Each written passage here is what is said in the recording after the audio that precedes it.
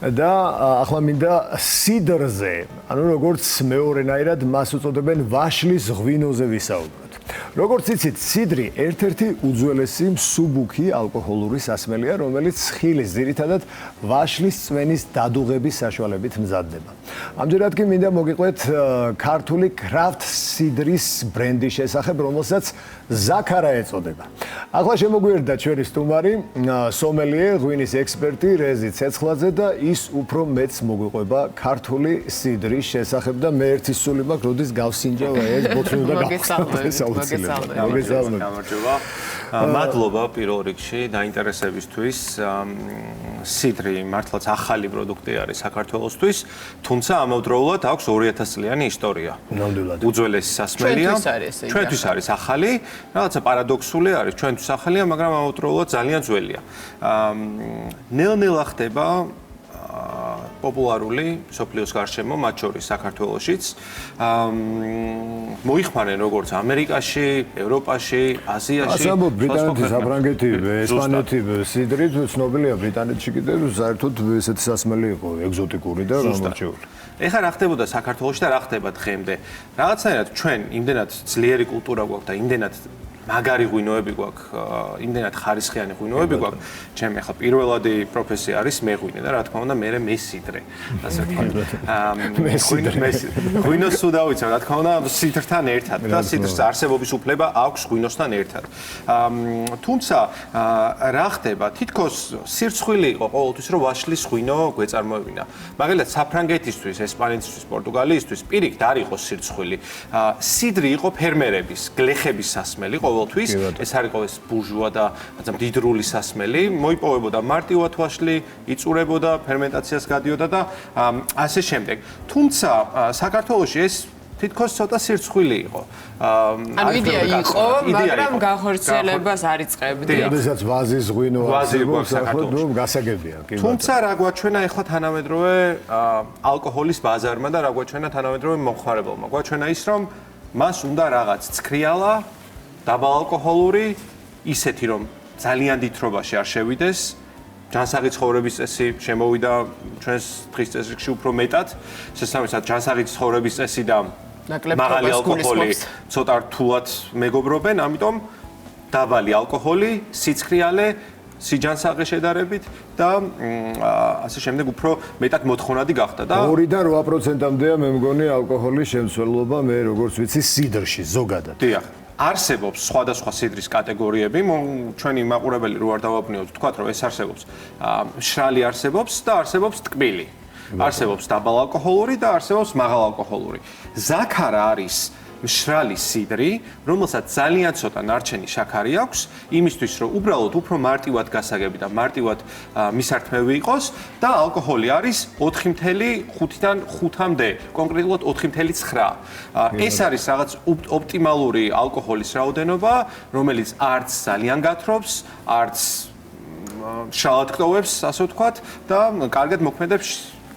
თქვენ ძირითად მახასიათებლებზე ილაპარაკეთ, მაგრამ მე მაინტერესებს რეზი, აი თვითონ ამ ზაქარას რა გამოარჩევს სხვა სიდრებისგან? ანუ რაიმე უნიკალური შეიტანეთ თქვენი ხელწერა რა არის, თქვენი საუბრეთ სხვა ქვეყნების კულტურაზე. ხო, ამ შემთხვევაში რა არის განსხვავებული? რა თქმა უნდა, პირველ რიგში ეს არის ქართული ნედლეული, ეს არის ქართული ვაშლი, ეს არის ჩვენი წარმოება ხდება გორში, სოფელ ტყვიავში. ჩვენ გვაქვს ვაშლის და ალუბლის პატარა მცირე ბაღები. ვაწარმოებთ ამეტამზე ვაშლის სიდრს და ალუბლის სიდრს. წითელი შეფუთვით არის ალუბლის სიდრი, ლურჯი შეფუთვით არის ვაშლის სიდრი და რა თქმა უნდა, პირველ რიგში ეს არის ხარისხიანი ვაშლი, ხარისხიანი ალუბალი. ჩვენი ტერუარი, ასე ვთქვათ, როგორც ეძახიან, განსაკუთრებული რეგიონალური ნიშან-თვისებები თვითონ იმ ადგილას, სადაც ვაშლი და ალუბალი მოყვავს, კლიმატური პირობები, ნიადაგი, წყალი საიდან მოედინება, ამების ერთობლიობა და რა თქმა უნდა, შემდეგ უკვე ჩვენი გამოცდილება, რა თქმა უნდა, პროფესიონალურად ვუდგებით ამ საქმეს, უკეთესად გასაგები რო იყოს, დაახლოებით იგივე პროცესი მიმდინარეობს, რაც ღვინოში. ქართველებმა კარგად ვიცით, ღვინო როგორ დავადუღოთ. ზუსტად იგივენაირი დუღილი მიმდინარეობს სიდრში. ერთი დილეტანტური კითხვა მინდა. ქვევრი ახაც გამოიყენება? შეგვიძლია გამოვიყენოთ როგორც ჭურჭელი, თუმცა ჩვენ ამ ეტაპზე ქვევრის სიდრს არ ვაწარმოებთ. ეს მზადდება უჟანგავი ფოლადის რეზერვუარში. და რა თქმა უნდა, ჩვენი გამოცდილება ტექნოლოგიის მიმართულებით, ქართული ხილი და პროფესიონალიზმი. რეზი, იცით რა მაინტერესებს? აი, თვითონ რა მომხმარებელზეა გათვლა თქვენი, როგორც აი ამ იდეის ერთ-ერთი ავტორის, ვინ არის თქვენი მომხმარებელი? მე ვიქნები პირველი. ლევან არც მე ჩამოგწევი მაშინ. კი ბატონო. მადლობა. ჩვენი მომხმარებელი შესაძლებელია იყოს ყველა, ვინც გადააბიჯებს 18 წლის ასაკს. 18-დან უსასრულობა. ვისაც ალკოჰოლი უყვარს, ვისაც არ უნდა ძალიან აი მაგალითებით მიყვარს საუბარი. ავიღოთ 2 ჭიქა ცქრიალა ღვინო. 2 ჭიქა ცქრიალა ღვინოში თრობა უფრო მეტად იგრძნობა, ვიდრე 1 ბოთლ ზაქარაში შეიძლება იგრძნო. 1 ბოთლი ზაქარა არის 375 მილilitrიანი, ანუ ნახევარი ღვინის ბოთლი, ალკოჰოლია 5 და დამიჯერეთ რომ აი 1 ბოთლი რომ მიირთვა, არც ისე ჯიბეში გასახსნელი ხო არა გაქვს ჩემთხოვეთ.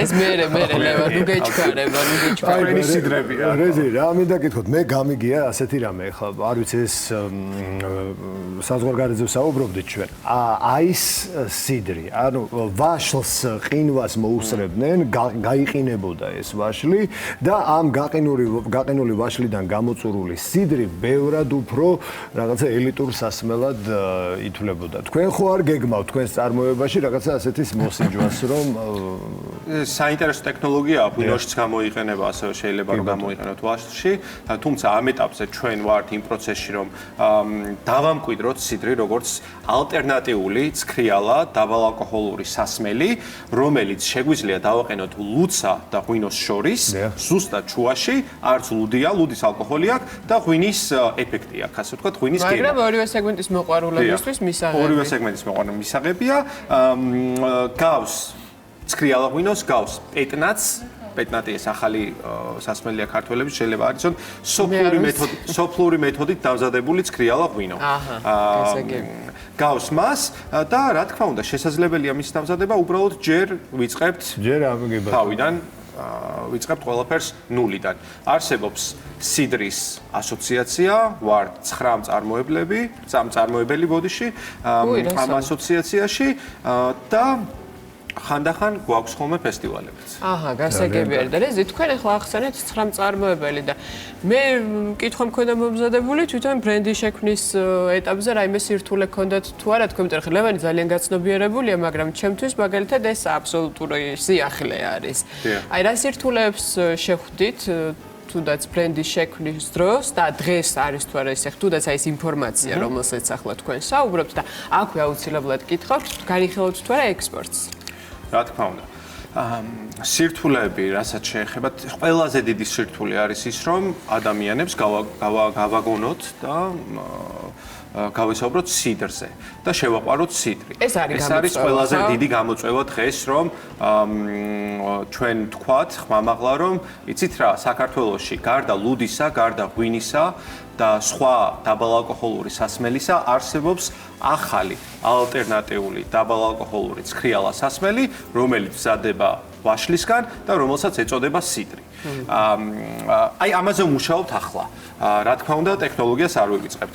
ექსპორტის ბაზრებს, რაც შეეხება, ვთვლი რომ იქიდან გამომდინარე, რომ ქართული ხილი, ქართული ბოსტნეული, ქართული ნაწარმი ძალიან გემრიელია და ძალიან ჯანსაღია, ვფიქრობ, რომ ნებისმიერ ქვეყანას, რა თქმა უნდა, იმ ქვეყნებს არა, სადაც ტრადიციულად სიდრს ამზადებენ, ეხლა ჩრდილოეთ საფრანგეთში ქართული სიდრის შეტანა ცოტა უცნაურია და ალბათ არც მიიღებენ, თუმცა არატრადიციულ ქვეყნებში, მაგალითად ამერიკაში, აზიის სხვადასხვა ქვეყნებში, ჩრდილოეთ დასავლეთ ევროპაში ეს სადაც ნაკლებად არის აღმოსავლეთ სიდრის ისტორია, კი ბატონო. ეს ქართული სიდრი უკვე ხარისხთან არის ასოცირებული ჩემი აზრით. ავთო რა მაინტერესებს იცი რომ მე ხვალ სიდრი ერთი ჩამოსასხმელი სიდრი თუ არის უნდა ვიკითხო.